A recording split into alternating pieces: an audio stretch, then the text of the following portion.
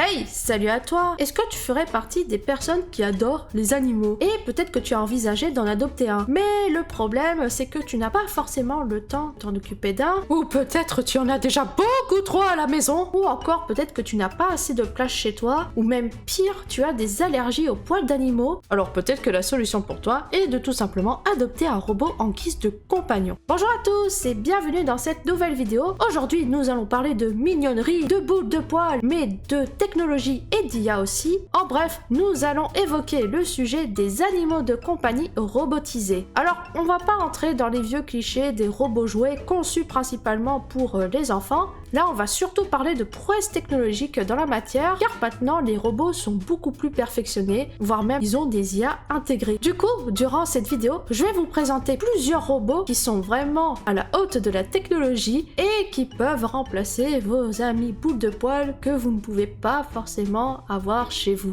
Alors peut-être que vous allez vous en douter en cours de la vidéo, mais je vais quand même préciser, tous les robots que je vais citer par la suite, ce sont toutes des inventions japonaises. En effet, il faut savoir que le développement et la vente de ce type de robot est vraiment pas mal en expansion, voire a explosé durant le Covid surtout. Et ces petits objets de compagnie sont vraiment perçus comme un nouveau moyen qui permet de combattre la solitude. En effet, c'est un vrai phénomène qui est un fléau au Japon, au point qu'un ministère de la solitude a été créé dans le pays. Le Japon est l'un des pays où on se sent le plus seul dans le monde. Et c'est une problématique qui existe bien avant le Covid. En effet, selon un sondage de Kaspersky, expert en cybersécurité, sur les 500 Japonais qui ont été interrogés, 55,6% d'entre eux se sentaient vraiment seuls et cette même compagnie leur a demandé si la technologie les a aidés dans leur lutte contre la solitude et très clairement c'est le cas, plus de 70% d'entre eux qui ont été interrogés ont utilisé la technologie pour les aider face à leur solitude. Bon, bien sûr, c'est à relativiser,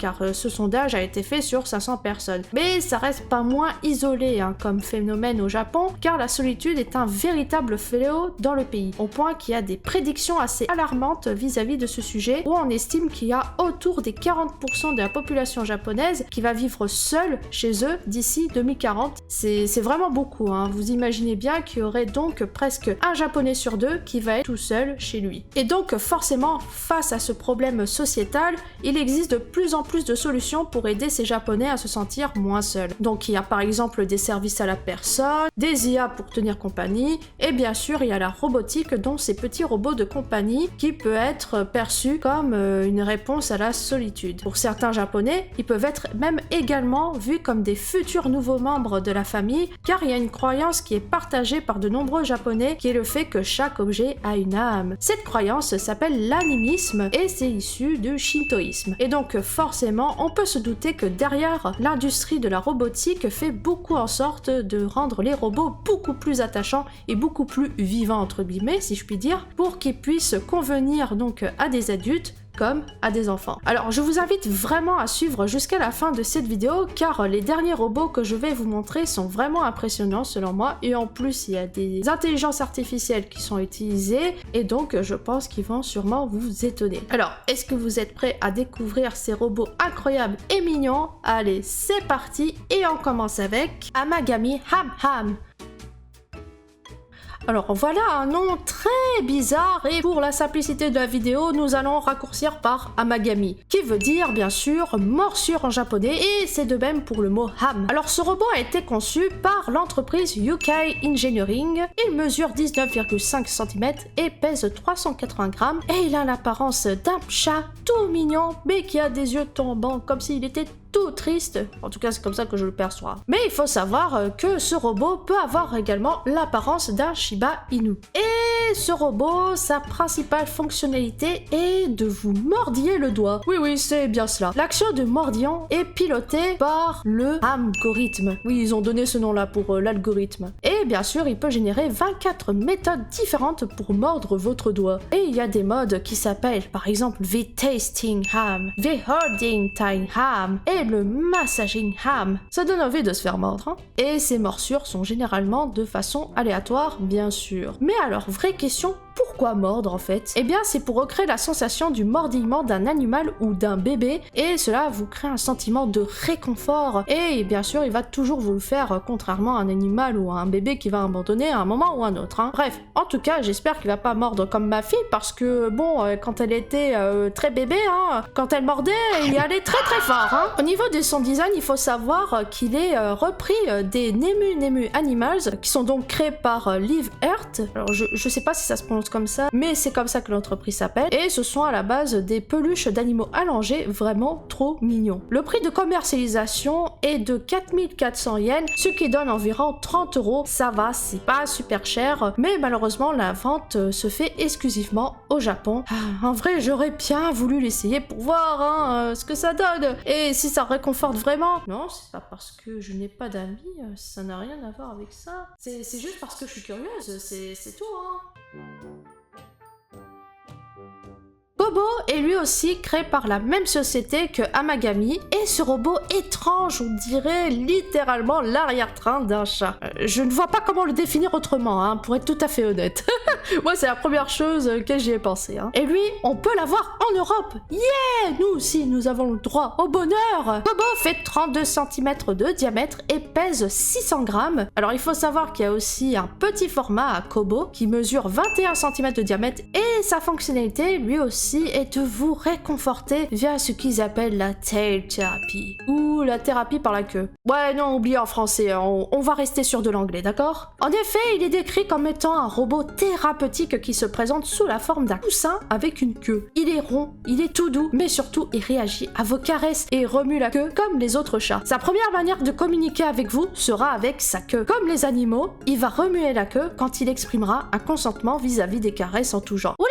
Ne sortez surtout pas cette phrase en dehors du contexte, hein, s'il vous plaît. Il y a 3 types de réactions. Quand on le caresse, il ondule doucement. Quand on le gratouille, il bouge plus vivement. Et il peut s'agiter tout seul juste pour vous dire un petit bonjour. Je sais pas si je vais finir vivante après cette vidéo. Ce robot est vraiment fait pour réchauffer votre cœur. Et vraiment, c'est comme un substitut d'un chat en fait. Sans les inconvénients du chat, bien sûr. Hein. À savoir mettre des poils partout, être têtu, vomir, faire caca, et vous râler dessus quand vous lui donnez pas assez de croquettes. Oui, ça sent le vécu. Kobo est vraiment tout sage. Il a un petit bruit de cœur qui bat, et vraiment toute la technologie de la queue de Kobo a été faite pour que ça reproduise les mêmes mouvements que les vrais animaux. Au son de votre voix, la queue remue, et ça donne chaud au cœur quand on voit ce petit robot réagir à votre voix. Tandis que certains animaux font mine de vous ignorer quand vous les appelez. Hein? Kobo est disponible en différents coloris, du Husky Grey, du French Brown, ou encore en Silky Black, et en petit, en gris, marron, noir, blanc. Bon là, on n'a vraiment pas fait compliqué pour le petit format. Et le prix de vente s'élève à 128 €, et en petit format, c'est 85 €. Ça reste un petit peu cher, mais quand même, ça reste un investissement qui reste moins cher par rapport à un vrai animal sur le long terme. On peut voir les choses comme ça au final.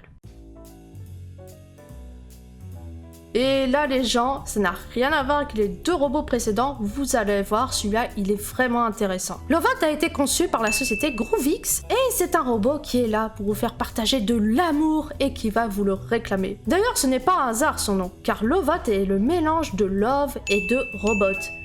J'aime bien. Ce robot ayant l'aspect d'un manchot ou d'un hibou mesure 45 cm, ce qui donne à peu près la taille d'un nouveau-né, pèse 3 kg, et il a été conçu pour créer de l'attachement avec vous. Par rapport à la communication qu'on a en général avec les robots qui sont normalement créés pour, en quelque sorte, parler de manière naturelle avec nous, celui-ci, on va dire qu'il a des mimiques assez animalières, je dirais. Les fonctionnalités de ce robot sont surtout conçues pour qu'il interagisse avec nous. Par exemple, il va faire des gémissements trop mignons, il a des yeux qui sont ultra expressifs, et il peut bouger pour vous attirer vers lui. Juste regardez cette scène où tu as juste envie de le prendre dans les bras et de lui faire un gros câlin, surtout avec son pelage si doux. Alors même si ce robot a l'air plutôt inutile, il faut savoir que cette machine est bourrée de technologies vraiment impressionnantes. Déjà, premièrement, Lovat détient un cône sur sa tête, et ce dernier détient une caméra qui filme en 360 degrés. Il a également une caméra thermique qui permet permet de distinguer les humains des objets, et il possède également un micro qui détecte la direction des sons et des voix, et grâce à tout ceci, Lovot serait capable de retrouver son propriétaire très rapidement en jetant un coup d'œil dans une salle par exemple. Ensuite, Lovot peut apprendre grâce à la technologie du deep learning qui serait intégrée dans l'ordinateur de Lovot. L'ordinateur voyait ça comme si c'était le cerveau de Lovot. Et du coup, à fur et à mesure que les interactions se fassent avec lui, Lovot peut développer un caractère et des réactions qui seraient adaptées au propriétaire de ce robot. Et ça, je trouve ça juste incroyable. Bien sûr, ses yeux peuvent vous suivre, ils peuvent s'élargir comme cligner très rapidement et il peut simuler via l'haut-parleur du son qui ressemble un peu à la cavité buccale pour lui donner vraiment une sensation de vivant. Et quand vous le chatouillez, le touchez, etc., Lovot réagit là aussi. Il a plusieurs capteurs qui lui permettent de lui faire reconnaître les endroits touchés qui permettent au robot de réagir de façon très mignonne, voire chaleureuse, ou même de façon surprenante pour lui. Et pour finir, il a des capteurs d'obstacles et il utilise une caméra de profondeur pour saisir les différentes hauteurs et il peut également se déplacer de façon optimale en fonction de ce qu'il voit. Et lorsque quelqu'un va le porter, les roues se rétractent afin qu'ils ne salissent pas les vêtements de la personne. C'est fou, hein, ils ont vraiment pensé à tout, quoi. Les chats devraient en prendre de la graine quand même, je trouve, hein. De toute manière, on peut vraiment constater qu'il y a un vrai savoir-faire en termes de robotique avec Lovot, hein. Car il faut savoir que le créateur de ce robot est également à l'origine de Pepper. Vous savez, ce robot humanoïde ultra connu qui a été utilisé dans des centres médicaux japonais pour qu'il interagisse avec les humains. Donc en termes d'interaction robotique avec les humains, ils s'y connaissent. Lovot peut se décliner en différents coloris et on peut lui acheter également des vêtements et des accessoires qui sont vraiment juste trop mignons là aussi. Personnellement, je pense que si je devais choisir une couleur, ça serait peut-être en jaune marron. Je sais pas pourquoi, hein. En vrai, n'importe quel me ferait craquer, hein. Franchement, quand je les vois tous, j'ai juste envie de tous les prendre et de les adopter. Et vous, vous préférez lequel, hein? Dites-le en commentaire. Alors après, il faut savoir qu'à son lancement, le robot a fait un énorme succès car il est tout simplement plus du tout disponible à la vente. Tout a été vendu, surtout au moment du Covid, et du coup, ça a été un peu compliqué pour moi de voir le prix étant donné qu'il est complètement soldé. Mais apparemment, d'après plusieurs sites, il aurait été vendu autour des 2700 $.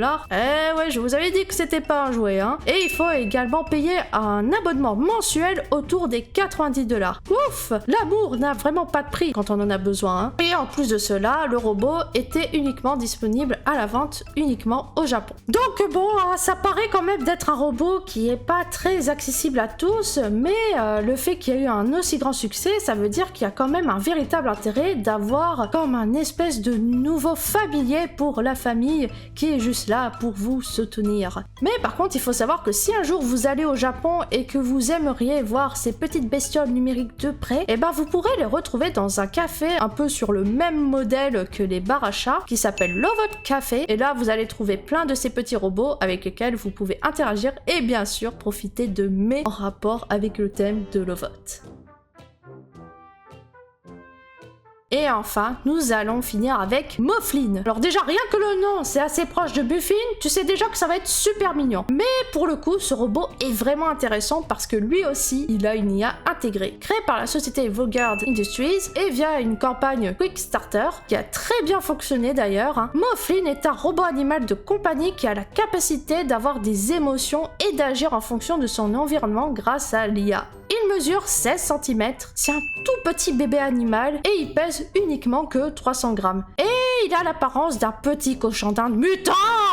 Bon, je suis désolée de vous dire ça, en fait quand je faisais mes recherches à propos de ce robot, je suis tombée sur un titre, alors tenez-vous bien du nom de l'article hein, par rapport à ce robot. Moflin, le robot anti-stress qui ressemble à un cochon d'Inde mutant!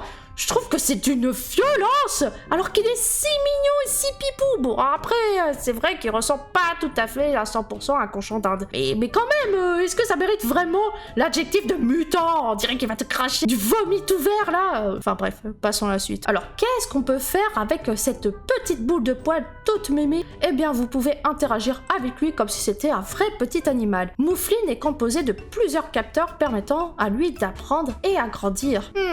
C'est-à-dire, en fait, ces capteurs ont des accéléromètres avec gyroscope. Alors, un accéléromètre, c'est un instrument qui permet de mesurer l'accélération d'un mouvement. Il y a également des capteurs tactiles et des microphones. Et grâce à tout ce bazar, il serait capable de distinguer les différentes personnes en fonction de leur interaction avec Moflin. Et de ce fait, il peut exprimer ses émotions en conséquence via des mouvements ou des sons tellement mignons qui sont bien sûr inspirés d'animaux réels. Selon l'entreprise, Moflin développera une personnalité propre à lui-même au fil du temps. En fonction de son environnement et de ce que font les individus sur lui, Moflin peut ressentir de la joie, du calme, mais aussi de l'anxiété et du stress. Ah bah oui, c'est pas parce que c'est un robot qu'il faut mal le traiter. Attention, pas de touche à Moflin si vous êtes méchant, hein. Vraiment, tout est fait pour que Moflin se comporte comme un véritable animal de compagnie et vous donnera une valeur émotionnelle à votre quotidien. Franchement, ça donne trop envie d'en adopter un, hein. T'as juste envie de le caresser toute la journée et d'interagir avec lui, c'est vraiment fou. Alors pour l'instant, Moflin est en cours d'évaluation, donc avant la production, en fait, il y aurait des problèmes d'approvisionnement de pièces électroniques comme les semi-conducteurs. Malheureusement, la date de livraison des Moflin va se faire autour de août 2022, si tout se passe bien, car en effet, nous sommes toujours en pleine crise de matières premières à cause du Covid et de la reprise économique brutale de l'activité, donc forcément, tout est au ralenti. Par contre, bien sûr, ce petit animal robotisé a déjà été présenté au public et il a fait beaucoup son charme. Ce petit animal tout mignon se décline en gris argenté et en brun doré, et le prix, je vous avouerai, c'est pas donné. Moflin coûte 49 800 yens, ce qui donne environ 400 €, et lui aussi peut être exporté en Europe. Yes, ça donne de l'espoir. Enfin, peut-être pas à ce prix-là, on verra plus tard. Après, ça reste quand même moins cher qu'un véritable animal de compagnie, hein. Si on fait la comparaison, par exemple, il faut savoir qu'un chat coûte environ 700 € par an, et le chien, bon, ça dépend du gabarit, ça tourne autour des 300 €, voire 1000 € par an. Alors peut-être que pour certains d'entre vous, ça va vous faire réfléchir, compte tenu de l'impact budgétaire que peut avoir l'entretien d'un animal.